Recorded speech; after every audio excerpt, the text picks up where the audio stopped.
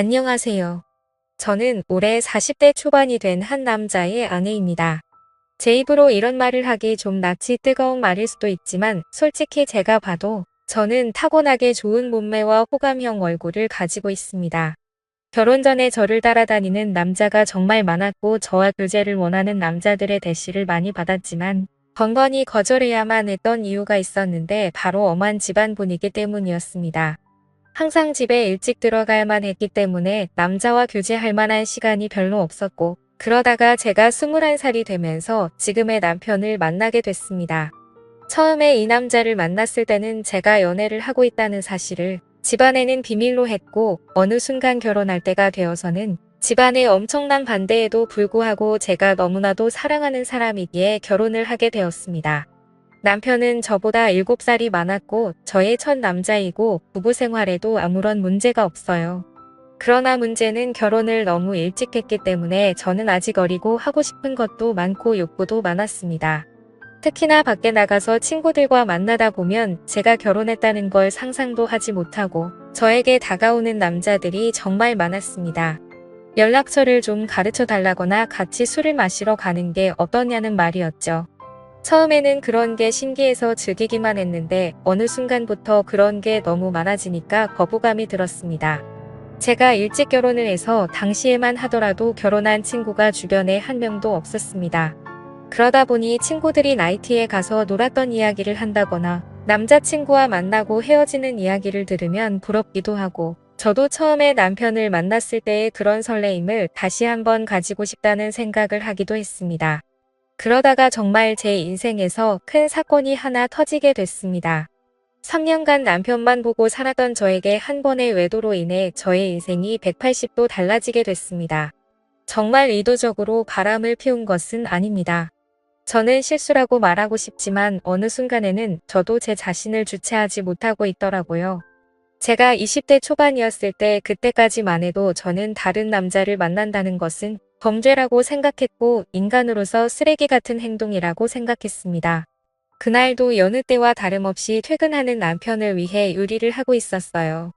현관문 열리는 소리에 남편을 맞이하러 달려나가니 울상을 짚고 들어와 한숨을 쉬는 남편에게 놀라서 물어봤습니다. 자기야, 무슨 일 있어? 아, 속상해. 오늘 휴대폰을 잃어버렸지. 뭐야? 그 휴대폰은 산지 얼마 안 됐고 할부도 아직 많이 남아있는 상태였습니다.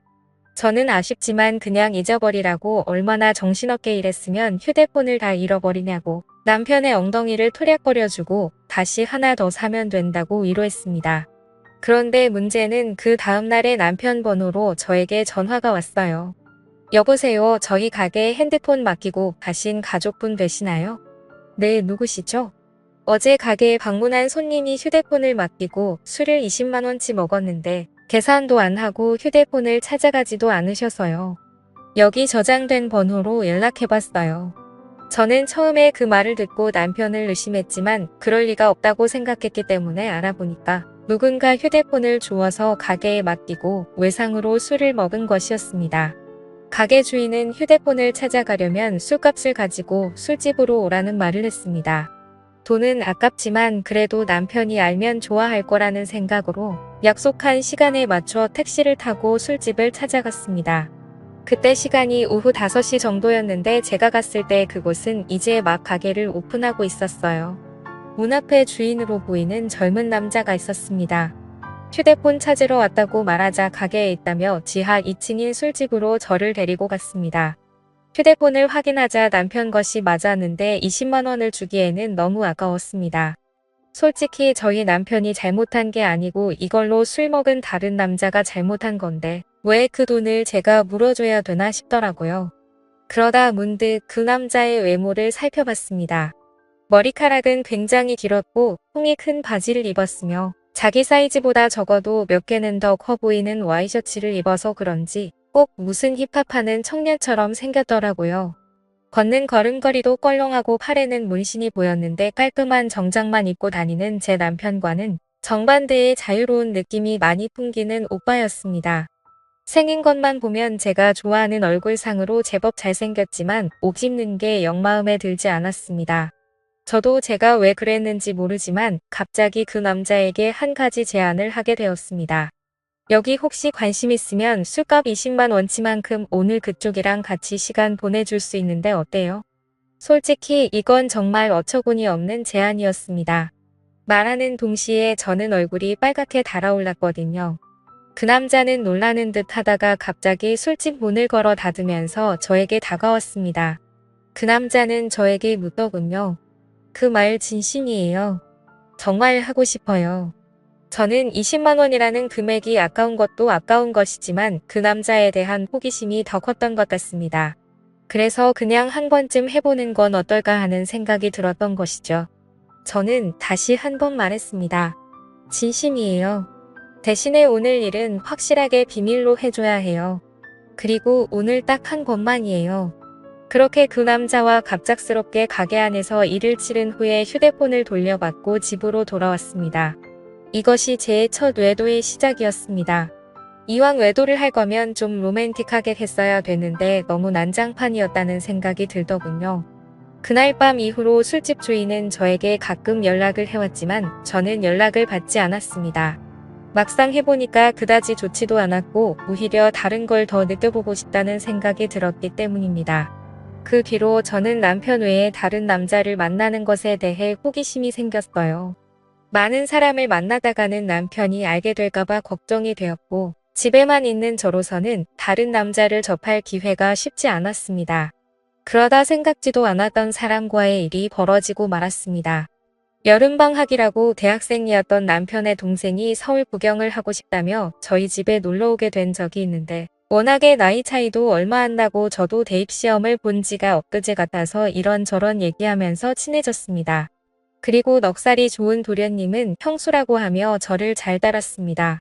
도련님 입장에서는 나이 차이가 얼마 안 나니까 제가 불편할 수도 있었는데 별로 개의치 않고 행동하는 걸 보고 좋다고 생각했습니다. 그러다 하루는 도련님이 놀러 나갔다가 비가 무척 내려서 집에 일찍 온 날이었습니다. 남편은 출근한 상태였고 우산을 미처 준비하지 못한 터라 비를 흠뻑 맞고 집에 들어온 도련님에게 갈아입을 옷을 가져다 주며 씻으라고 하고 과일을 깎았습니다. 거실에서 단둘이 과일을 먹으면서 이런저런 이야기를 나누었고 그날따라 제가 눈을 마주치면 도련님은 어색한 듯 피했는데 그 묘한 느낌이 아직도 생각이 나네요. 그 어색한 기운을 깨고 싶어서 머리에서 생각한 대로 질문을 던졌어요. 도련님 애인 있어요? 지금은 없는데 형수님 같은 예쁜 여자 있으면 당장 애인하고 싶죠. 소개해 주실래요? 오, 그럼 나 같은 여자 있으면 결혼도 할 거예요. 당연히 당장 하죠. 한치의 고민도 없이 당연하다고 말하는 도련님을 보며 이상한 충동이 일어났습니다. 저는 그런 도련님의 손을 덥석 잡아버렸고 눈을 쳐다보며 물었습니다. 이렇게 하니까 설레이기도 해요. 한참 정적이 흐르고 얼어있던 도련님은 마주잡은 손에 슬쩍 깍지를 끼더라고요. 그렇게 저와 도련님 사이에 묘한 감정이 흐르기 시작했습니다. 그 일이 있고 나서 남편에게는 도련님 서울 구경시켜준다고 말하고 일주일 동안 대놓고 데이트를 했습니다. 그 나이 또래들처럼 설레는 연애를 다시 하는 것 같아서 며칠 동안은 정말 두근거리고 신났었습니다. 하지만 그것도 역시나 오래가지는 못하더라고요. 일주일 후에 터미널에서 도련님을 보내고 나니 그 뜨거웠던 마음이 순식간에 식어버렸습니다. 몸이 멀어지니까 자연스럽게 마음도 멀어지게 된 것이고 계속해서 저를 달래주지 않으니 저도 흥미를 잃게 됐습니다.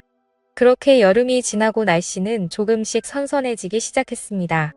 심심한 마음에 남편 몰래 휴대폰 어플로 채팅이라는 것도 해봤지만 이렇다 할 만남을 가지지는 못했습니다. 제 주변 또래 친구들은 채팅하는 어플로 친구도 많이 사귀고 연애까지 하는 애가 있던데 이상하게 저는 별 볼 일 없는 남자들만 꼬이는 것 같았습니다. 그렇게 애매하게 시간을 보내다 보니 명절이 다가왔는데요. 저희 시댁은 춘천 쪽에 있었는데 연휴 전날부터 가서 신나게 명절 음식하고 설거지하고 집안에 하나밖에 없는 며느리라 몸이 부서지도록 일을 했어요.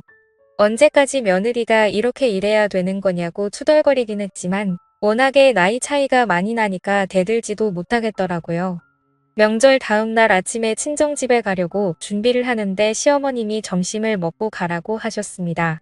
또 내가 밥을 차려야 하나 싶어서 순간 짜증이 확 났지만 얼굴에 최대한 티를 안 내고 있었는데 남편이 너무 미적미적대는 거예요. 빨리 준비하고 출발해야 하는데 준비를 하는 둥 마는 둥 조금만 더 누워있다가 가면 안 되냐고 TV나 보고 앉아있고 정말 답답해 미치겠더라고요. 그래서 남편을 방으로 데리고 와서 밖에 들리지 않게 작은 소리로 말다툼을 했습니다.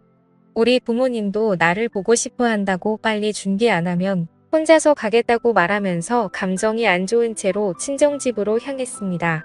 남편은 친정에서도 기분이 안 좋은 티를 숨기지 못했고 저는 그럴 거면 그냥 먼저 가라고 말했습니다. 화가 난 남편은 저녁에 볼 일이 있다고 하며 먼저 집에 올라간다고 하고 올라가 버렸습니다. 무슨 일이냐는 친정엄마의 물음에 별거 아니라고 대답하고 방에 들어와 혼자서 분을 삭히고 있었습니다. 저렇게 마누라를 배려하지 못하는 남자인 줄 몰랐는데 정말 충격적이었죠. 싸우느라 못 봤던 휴대폰을 열어 메시지를 확인해봤더니 초등학교 동창 중 한 명에게서 연락이 와 있었습니다. 동창회를 하니 꼭 나와달라는 문자였고 오늘은 술을 꼭 마셔야겠다는 생각에 서둘러 준비를 하고 초등학교 동창회에 나갔습니다. 그 자리에 나가니 이미 20명 정도가 모여 있었고 명절인데 다들 할 것도 없이 이렇게 나와서 놀고 있냐고 부상님도 없냐는 농담을 건넸습니다. 그러자 친구들은 요즘에 누가 조상님 챙기냐고 우리끼리 재미있게 잘 먹고 잘 살자면서 술이나 마시자고 하더라고요. 졸업하고도 연락을 하는 친구도 있었지만 졸업하고 나서 처음 보는 친구도 있었습니다. 그래도 초등학교 동창이라는 유대감이 있었기 때문에 편하게 대할 수 있었죠. 그 중에 눈에 띄는 친구가 한 명 있었는데 초등학교 때 어린 눈에도 너무나도 도시아이처럼 깔끔했었던 제 짝꿍이었습니다. 그 아이는 피부도 하얗고 공부나 운동도 잘했었기 때문에 어릴 적에 잠시나마 좋아했던 남자였어요. 제 기억상으로는 그 아이도 예뻤던 저를 좋아했었고 동네도 가까워서 자주 어울렸었던 기억이 납니다. 문방구에서 같이 과자를 사 먹으면서 집에 같이 가기도 했었고 지금 생각하면 유치한 편지도 주고받았었는데 오랜만에 보니까 훨씬 더 반갑고 기분이 좋았습니다. 그 친구는 6학년 때 전학 가서 그 이후로는 처음 봤고 멀리서 봐도 어릴 적 그 모습이 상당히 많이 남아있어서 그때 설레임이 새록새록 기억났습니다. 저는 반가워하며 그 친구 가까이 가서 말을 걸었어요. 어머 건우야 어떻게 연락 한 번을 안 했어? 안 그래도 너 결혼했다는 말 들었는데 연락을 못 하겠더라. 그 친구와 계속해서 대화를 하면 할수록 저는 그에게 점점 빠져버리고 말았습니다. 제가 아마 결혼을 하지 않았다면 꼭 이런 남자와 연애를 했을 것 같다는 생각이 들 정도로 마음에 드는 친구였거든요. 이 친구랑 따로 나가서 술을 마시고 싶고 오늘 반반이라도 짧게나마 설레는 감정을 느끼고 싶었지만 저는 결혼한 여자였고 그 아이가 저를 나쁜 여자로 볼까봐 신경이 쓰였어요. 술자리가 끝나갈 때쯤 애들은 하나 둘씩 빠져나가기 시작했습니다. 저 역시 집에 가야 할 때가 왔어요. 제가 인사를 하고 나오자 그 남자도 따라 나왔고 택시를 잡으러 같이 걷기 시작했습니다. 슬며시 제 손을 잡아오는 그 남자를 쳐다보니 저를 보며 웃고 있더라고요. 오늘은 완전히 끝나버린 줄 알았던 설레는 감정이 다시 살아나기 시작했고 그렇게 손을 잡은 채로 저희는 한동안 말 없이 걸었습니다. 우린 서로 끌어안다시피 해서 길을 걸었어요. 택시를 타면 금방 헤어질 것 같아 너무 아쉬워서 걸어서 집까지 갔습니다. 오랫동안 걷다가 도착한 저희 집 현관 앞에서 저를 물끄러미 쳐다보더니 제 볼에 뽀뽀를 하고는 부끄러운 듯 급하게 인사하며 뛰어갔습니다. 남편하고도 안 좋은 상황에서 그를 만난 건 정말 사막의 오아시스를 찾은 기분이었어요.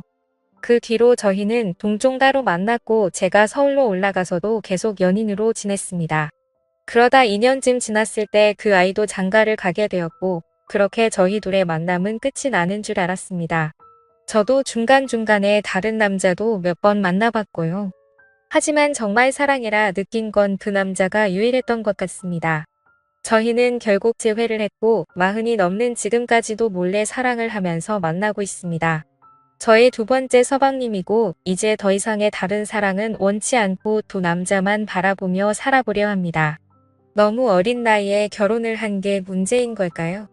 저도 가끔씩 제가 왜 이러는지 모르겠지만 도저히 빠져나올 수가 없습니다. 솔직히 말하면 왜 빠져나와야 하는지 잘 모르겠습니다. 이렇게 어리고 아름다운 나이에 기억에 남는 연애도 못 해보고 결혼해서 답답하게 살다가 갈 바에는 이렇게 사랑을 즐기며 사는 게 더 남는 장사가 아니냐는 생각이 듭니다. 둘 중에 어떤 남자를 선택하고 싶지는 않아요. 상처 주는 여자가 되기는 싫거든요. 그냥 이렇게 두 남자를 바라보면서 사는 것도 충분히 가능해서 이렇게 살아가려고 하는데 무슨 큰 문제라도 되는 건 아니겠죠. 제 마음속에는 방이 2개이기 때문입니다. 지금까지 읽어주신 모든 분들 감사합니다. 구독과 좋아요 알림 설정 눌러주시고 재밌는 사연 또 들으러 와주세요. 그럼 모두들 행복한 하루 보내세요.